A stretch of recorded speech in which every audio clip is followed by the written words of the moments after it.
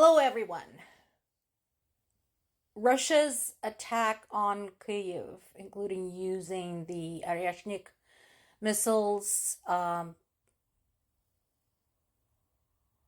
has a growing death and injury toll. So we have confirmed 4 dead, and I think we're up to like 100 people wounded, in addition to massive amount of destruction.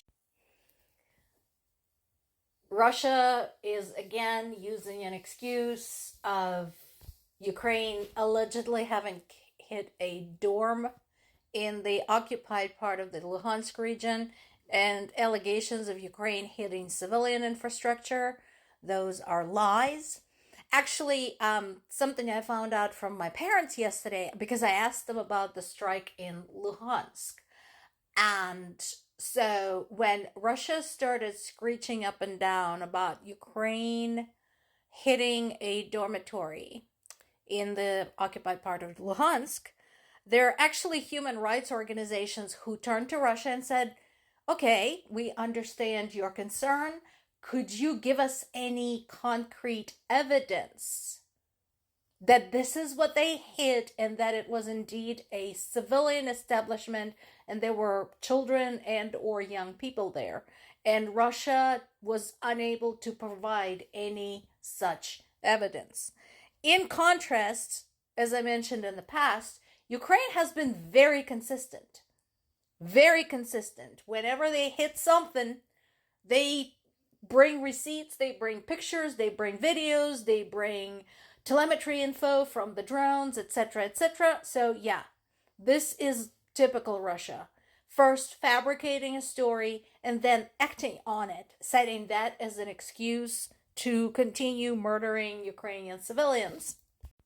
Instead of saying, yeah, we just hate them and we want to kill all of them.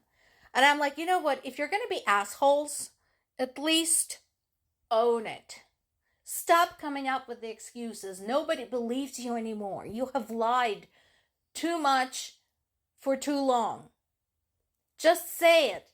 We just hate Ukrainians. We want to have Russian Empire back. We're just there to basically kill everybody. We have no excuse.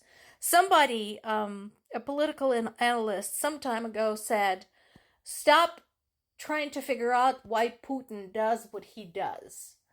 He does what he does for the same reason a rabid dog bites. Because it can. And because it wants to. That is like the best summary of the war in Ukraine anywhere ever.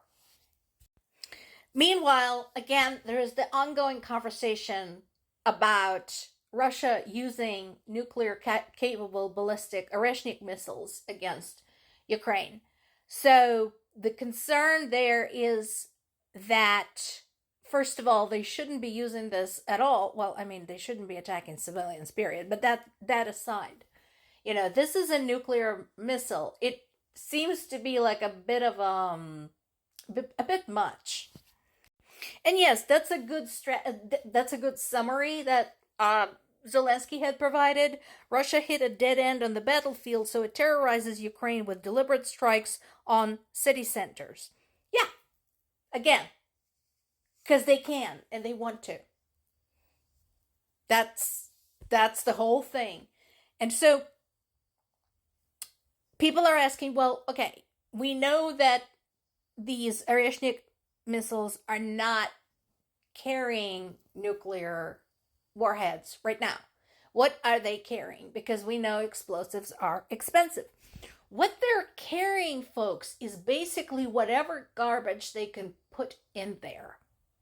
And that's another thing. This is something specifically I asked my father, who is a former military man and who has engineering education like me, so he and I can talk shop.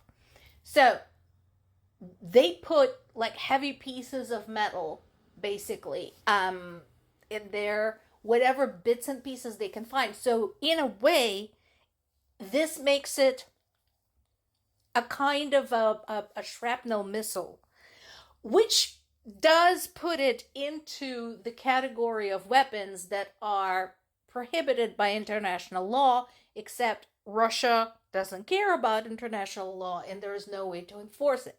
So, what makes them so dangerous, even without the nuclear warheads, is that yes, it is a very big, very heavy, very fast supersonic ballistic missile.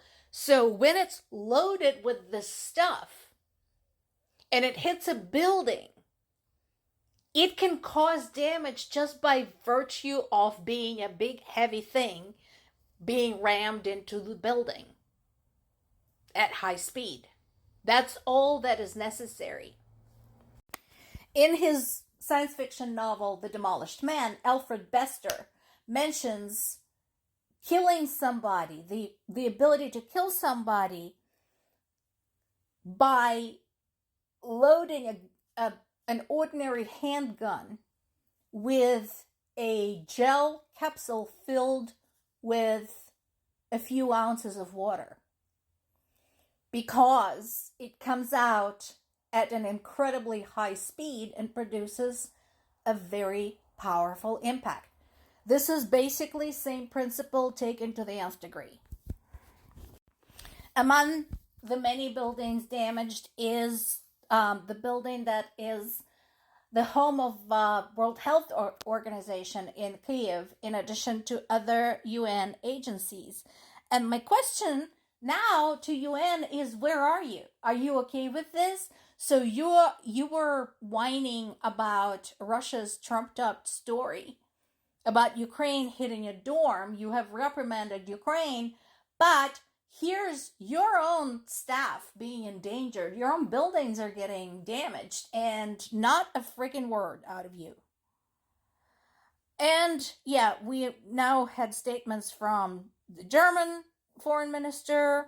We had a statement from French President Macron about the use of Oreshnik, and Macron actually had contacted Belarus President Lukashenko about this, about not getting involved. And here's the thing. Yes, I am glad that these countries' leaders are putting themselves on record. Okay, I'm happy to see that. But I think they need to be more specific, especially in the light of the fact that US is making this official. They're walking away from Ukraine. So the reason being because their so-called negotiations attempt, which were frankly ridiculous, did not yield immediate result. And we already know Trump has a short attention span. If something does not yield instant gratification, he's going to walk away. And so he did. And he didn't even have the decency to announce it himself. He let Marco Rubio take the heat.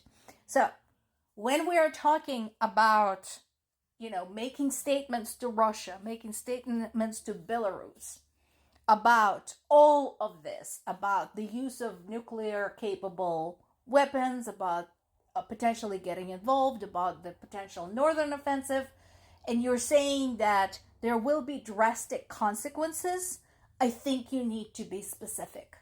I think you need to tell them exactly what those consequences are going to be, including consequences to the leadership personally. Because as we said before, people like Putin do not care what happens to their armies, their country, their people, etc. The only thing they understand is painful, tangible, serious, immediate consequences to themselves personally.